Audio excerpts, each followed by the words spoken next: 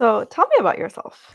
So I'm presently an AI research scientist in the Quest for Intelligence at MIT's College for Computing. And my job is to do applied artificial intelligence, where we're trying to leverage insights from human cognition in order to improve the next generation of AI. How did the humanistic co-design initiative idea come into your mind? In 2015, when I started at MIT, I co-taught principles and practices of assistive technology for the first time, and we had a visiting student named Abhinav Gandhi who came from SRM University in India and spent a semester at MIT. And he took PPAT, the assistive technology class, with me, and he got really excited and said, there are so many engineers back in India who would love to do this type of work and would really love the opportunity to understand how to use their skills to give back to their community. I told him, I would love to share this message with more people. I'd love to teach more people how to co-design with people who have disabilities, but I don't know the first thing about running an event in India. If you can figure out the logistics, then I promise I'll show up to India. 3 months later, he had found a business partner who got us a venue donated, who had put together a registration form and went out and recruited a couple hundred students to come to a workshop. There really are a lot of students who love to do service-based engineering. I had no idea what I was getting myself into, but it was an incredible event, and we learned a whole lot about how to structure and engage with local communities. So I'm now completely convinced that this is just a universal application of a design philosophy that really connects with a lot of people's minds and hearts. What are some of the things that are done in the workshops? What kind of students attend? We bring in a large quantity of college students and then some working professionals. And during the first day, we're sensitizing and educating the students about the variety of disabilities that one might experience and the spectrum that disability can exist on. So one of the first things we need people to understand is that somebody is not just blind or not blind, that in fact they could be, they could have a degree of blurriness of their vision, or they could have a degree of constriction of their tunnel vision. And all of these different variations of the human mobility abilities can tend to have different types of impacts on their daily lives. The second day, we start the humanistic portion of the humanistic co-design. So in the morning, we have the students, the college students and working professionals, sit in small groups with the people with disabilities who have agreed to come along and help us. And they get to talk about just daily life. And then we start to engage in the co-design portion. We hone in on some particular activity that the person would like to do more independently. And we help the students through some guided lines of like, how do you run an interview? How do you extract actionable insights? We help them to identify a piece of a design challenge that they will be taking on. And so the technology application happens on the third day. So day 3, or maybe the night of day 2, if people are very energetic, they start to actually sit down with technical mentors that we bring to the events and scope out different ways that one could actually use technology to address that design challenge. So what are some of the key takeaways that you have learned? This is surprising and unsurprising how universal this is. So when working with these individuals, we needed to have the students be prepared to teach the people with disabilities the things that I had taught them. It's been quite amazing, that simple process, and how even massive language barriers seem not to be huge hurdles to get over in order to have students engaging in engineering by day 3. Were there any surprises or anything that you found very unexpected?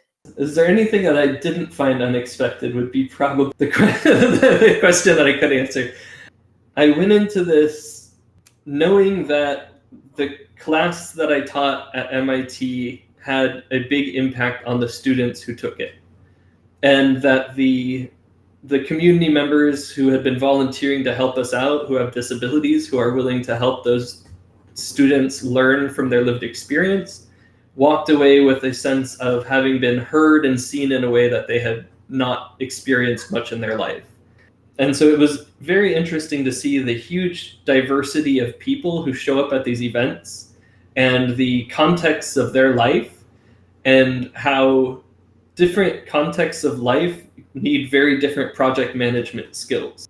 Students at MIT, their experience seems to be very much in parallel with any of the participants in these other countries. So that was kind of cool to see that that just translated across culture. It's a very sensitive topic, disability, and part of the benefit is the event creates a safe space where somebody can come and share information about their disability that otherwise wouldn't necessarily go out on the radio or TV or be kind of publicly broadcast. Those were very interesting, positive, uplifting surprises. One of the more challenging surprises was how much effort it takes to wrangle people and keep them focused on a particular project after the end of the event.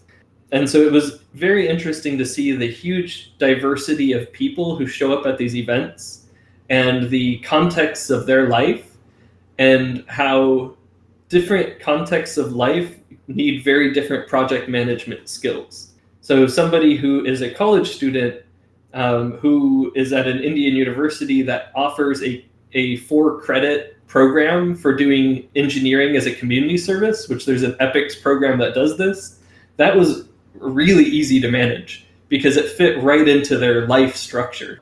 Some working professionals who are balancing new children and family members and aging parents, but still have this incredibly devoted interest in trying to be of service to people with disabilities, require a much more gentle and patient, and you have to realize that the time scale of that project is very different, but the quality can end up being the same, if not better, if you don't push them too hard and make sure that this isn't a source of stress, that this remains a source of inspiration and engagement for them. What are your future plans and goals for these workshops? I'm really incredibly inspired that we have a few people who are now kind of taking on leaderships of different components of this thing. This started as me doing it with this one student who happened to set up logistics in India, and we went and ran it just as an experiment. We being me and my co-instructor and some other really important people. We have these kind of emergent leaders who have showed up in order to take on large parts of this responsibility to continue keeping local communities alive. But we're trying to build out this kind of tiered system of volunteer and management.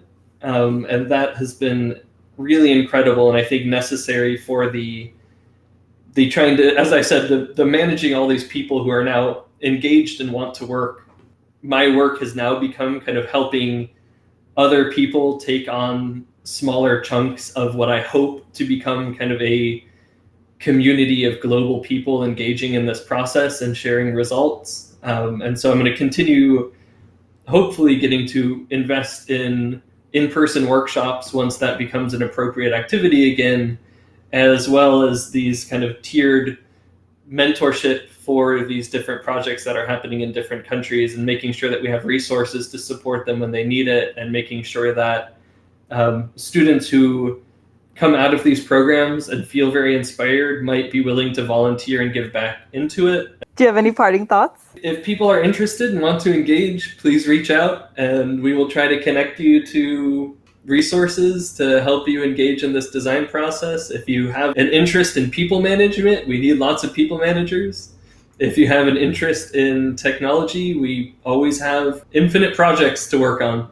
The 2.5 years that it's taken to build this initiative and to achieve some of these things has had literally countless amounts of people who have supported and contributed and made this thing possible. Each city we bring out volunteers who have disabilities, and none of these workshops happen without having people willing to share their lived experience living with a disability in a given region. The students who come out and want to engage, we've had partners who have helped provide venues. Krishnamurti was an incredible resource who gave us venues and food and helped us recruit students. We've had volunteers. We've had financial backing from small seed grants from government entities. MIT India, inside of the MISTI program, has provided us huge amounts of funding and support in order to bring MIT students over to engage and help build these communities in other countries. In Saudi Arabia, the HCI lab with Arij, who has been an incredible partner in making sure that we had support, and as well as the ongoing fellowship of participants who are still working on projects. Shuruk, who is a colleague at MIT, who is the kind of country lead for the Saudi Arabian portion. Abhinav Gandhi, who is the original student who took PPAT and brought this to India for the first time with me, and he's still involved and is the country lead for the India initiative. And my good friend Andrew Ringler, who really helped out set all of this stuff up and make sure that the first event went really well. And very, very explicitly, my wife, Anna Musser, has been not only an incredible life partner during this, she's actually at every step of the way been part of the collaboration to help run workshops and set up workshops and work with students and mentor them after the event. And she brings a wealth of knowledge from her life experience as a special education teacher. So she is a great counterpart to my technology background. And so even though some of these answers are forced to be a bit short and terse and may make it seem like I'm doing a lot of stuff, the reality is there's this huge amount of people who are contributing in ways that I'm just privileged enough to be the one who gets to speak on behalf of the initiative. But I'm full of gratitude, and I wish every time I spoke about it I could acknowledge people. I could just keep going and going and going, but this was a huge collaborative effort. I'll speak on behalf of all your students and say that we're very inspired by the work that you do.